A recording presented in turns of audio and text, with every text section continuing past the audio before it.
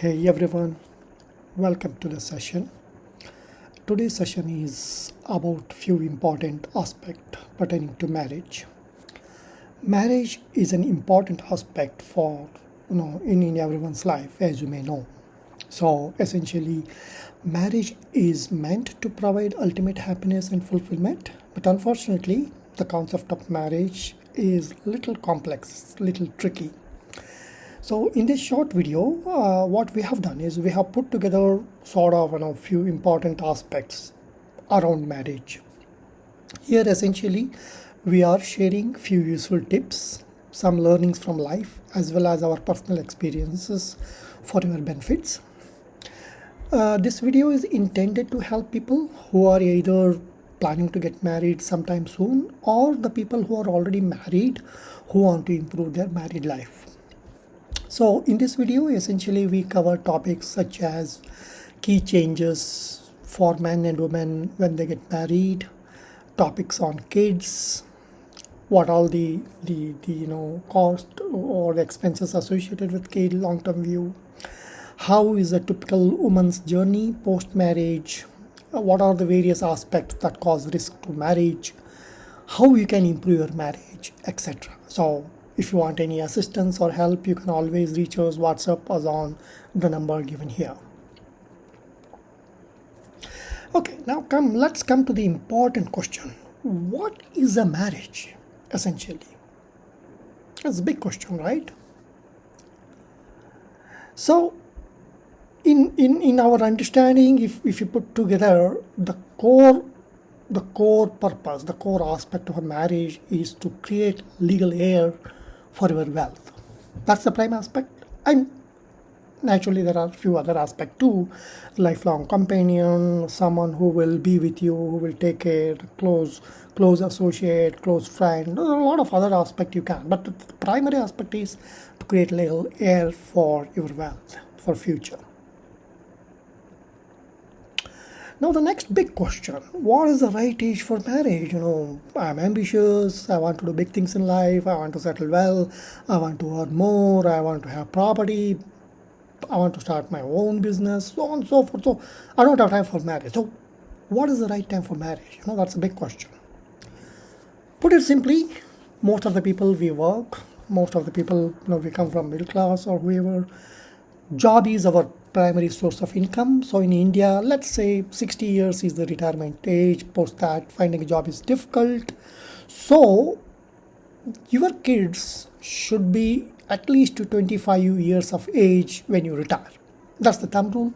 So you need to plan, marrying, having kids, all has to align in such a way that all your kids are at least 25 years of age when you retire, around you retire. Next big question, should a wife work to earn money for family, or she should be, should she be a housewife? Big question. We have wealth, some families have enormous wealth, some families are orthodox, they don't like their wife, the woman in the family to work. Some people have different perceptions about women working. It's a big question. So should a wife or should a woman work to earn money for the family? Now I have given two different aspects here. One is the general topics. For example, there is if a man is the sole bread maker, in that case what happens? It's a volatile market. There's a risk of loss of job anytime. Even if the person is competent, still there are a lot of factors that cause risk. Then there's a risk to life. Anything can happen. Accidents can happen, partial disability, full disability, loss of life. A lot of these life risk is always there. Then the ever increasing expenses pertaining to education services, hospital expenses, etc. Then inflation affecting the lifestyle expenses. The lifestyle expectation and expenses keep increasing with changes to the generation, with new things coming in, etc. Then one need to plan for retirement. The concept of pension is vanishing, so one need to be clear what is the lifestyle they expect post-retirement and plan enough resources, passive income post-retirement. Then there are kids expenses, short-term, long-term, kids events, birthdays, marriages, blah blah. There are so many things that, including the personal events, 50th birthday, marriage anniversary, there are special events, there are so many topics. So there's always enough need for the money to lead a good life. And I'm not even covering the big topics like creating wealth, creating assets, accumulating gold, so on and so forth. So there is always a need to make more and more money. That is one part of life. Then the other part, just think woman by herself, right? Or from the wife's point of view. She has her own personal life. She has her own hobbies. She needs funding for her hobbies. She wants to be aware of what's happening in the world. She needs to have that kind of self-confidence and respect in the society, right? She needs to have her own social circle, independence, a personal space where she can, feel her talents and having that, enjoying that individual power, so on and so forth. So there are two aspects here. That should help one to decide, should I work, should I not work, or enjoy life as a homemaker, right? Okay.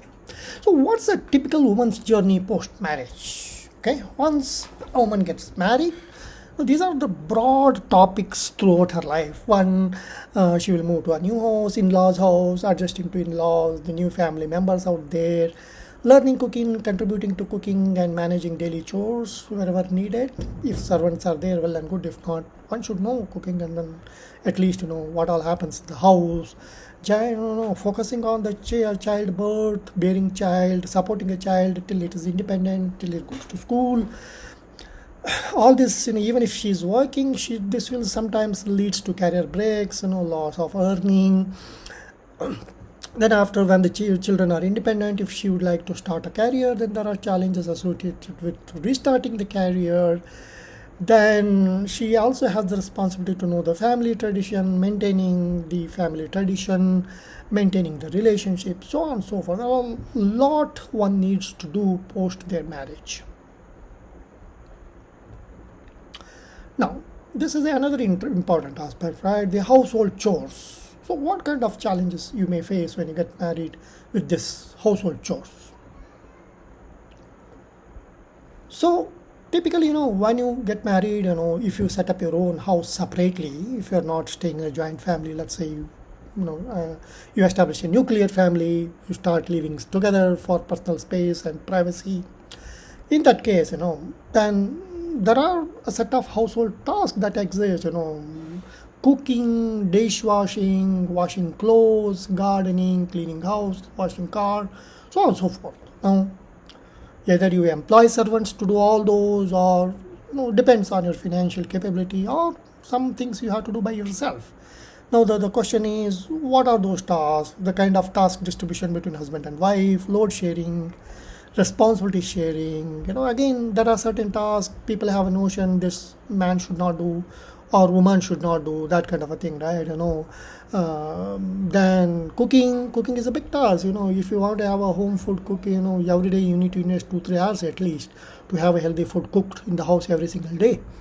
Then there are a lot of other, there's the basic shopping, vegetables, groceries, milk, so on and so forth. So then when the kids grow up, dropping them to the school, picking them back, ensuring they have food timely, so providing their support when they are playing, taking them out for sports, whatever, there are a lot of effort needed. Then the money constraint, somewhere you can fund and have the servants, and many things where you have to do by yourself. Then let's see, what are the expense items that kick in post marriage. Okay, so if you start living independently, then there's a rental, or you own a house, there's a EMI, the family expenses like the groceries, bills, dairy, servants, so on and so forth. Lifestyle expenses, going out, movies, party, friends, clothing, so on and so forth.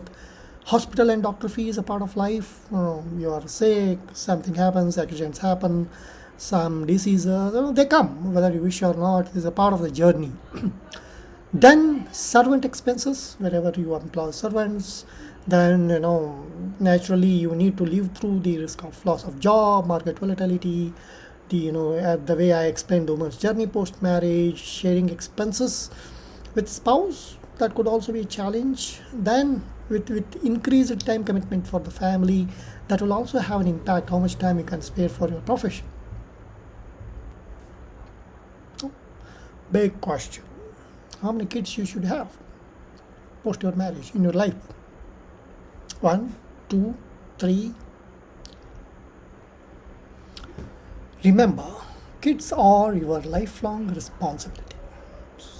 And from the time of pregnancy, hospital doctor fees, then the caretakers, the cook expenses, when they grow up, school fees, higher education, entertainment, safety aspect, pickup, drop, birthdays, events, marriage, post-marriage, grandchildren, so on. So the data continues throughout your life. So let's come to the other big topic. What aspects spoil your marriage or have a negative impact on your marriage? Things that damage marriage. Here is the list: extramarital affairs, breach of trust, monetary problems, lack of money, lack of respect for each other, lack of support to achieve more, creating opportunities for each other, constant arguments, difference of opinion, constant fighting, blaming, unresolved problems leading to constant fights, lack of time for each other, harsh word, negative feelings, in-laws influencing negatively, abuse, physical, mental, that kind of abuse, verbal, belittling each other, gaslighting, isolating from loved and dear ones, lack of understanding, so on and so forth. So, then what aspect will improve marriage then? So let us see few aspects which will help you to improve marriage. So the things that improve your marriage are as listed below. One, regular communication with your spouse. Talk to them, maybe in the morning and tea. Regularly spend some quality time. Know your partner's needs and concerns and see how you can help. Give attention. Don't ignore. No, increase trust. Be predictable. Increase your tolerance, patience. Have the acceptance for personality differences, acceptance for communication styles. People come from different backgrounds. Have tolerance on cleanliness, hygiene levels. Maybe someone is more clean, someone is less clean because of their background, their expectations. So have that tolerance. Have tolerance for style and fashion. People have different taste. Then use the appreciative words for someone's look, beauty, dress, achievements, so on. That really enhances the bonding. Surprise your spouse with small special moments. It could be anything: small gift, taking out, some cooking some favorite food, etc. No, always have that intimacy. Never lose touch. Always spend quality time. Be intimate. Physical bonding is very important. Then respect for each other. Surely spend quality time each other very frequently, multiple times a week. Now, big question from wife's side. What are the qualities of an ideal husband? What do you expect in your husband? Here are a few additional tips for men. Okay, so learn cooking some core food items like rice, sambar, vegetable curry. So that you are able to support your family during those needy times, and help in house chores as requested by spouse from time to time. Learn to surprise her with few gifts, eating out, cooking her favorite food sometimes, etc. Spend time taking care of your kids, sharing the load and supporting the kid. Then the most important, take care of all the house expenses. Okay, even if your wife is working, don't burden her with any bills or expense. That's important. Shower her with appreciative words from time to time. Spend quality time with her. Pamper, make her feel special sometime. And then most importantly, have mutual respect and have very open communication on all topics, good, bad, ugly, anything. Have that comfort having open communication. Then encourage her with her favorite hobbies, fund those things so that she enjoys her life as she moves forward. Then big question: how to ensure long-term happiness in your marriage? There's a boredom that comes in. We know each other for so long, so I'm getting bored. How to ensure that excitement throughout life? Few tips. So, what are the long-term strategies for a good marriage. First, keep all the family members positively busy, keep them learning new skills, acquiring degrees, learn some hobbies, skills, some sports, keep them positively busy. Celebrate festivals, events well so that there's a good bonding. Then, plan regular family eat outs, trips, holidays, talk less, hear more, hear from various family members how their days has been, what they're doing, what are their challenges, achievements, etc. Avoid immediate responses during some challenging times. Assess and control your emotions. Practice acceptance, tolerance, forgiveness, and patience. Focus on continuous learning for all your members so that the family progressively moves forward. Share key information on need basis only, because sometimes unnecessarily sharing the information triggers unnecessary discussions in the house, creating some imbalance. So control your emotions, control your tongue, which is very, very important. Tongue is the most dangerous thing. Harsh words, etc., damage the reputation, bonding. Be a giver. Give service, give love, give gifts, give tan, man, dhan, anything possible, and then so that family.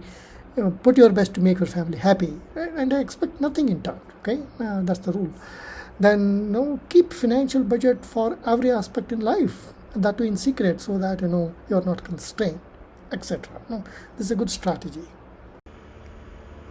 That brings us to the end of this short video. Hope you enjoyed this. If you need more help, assistance, or you want to talk to us, you may reach us on the number given here. Thank you so much and good luck. Take care. Bye.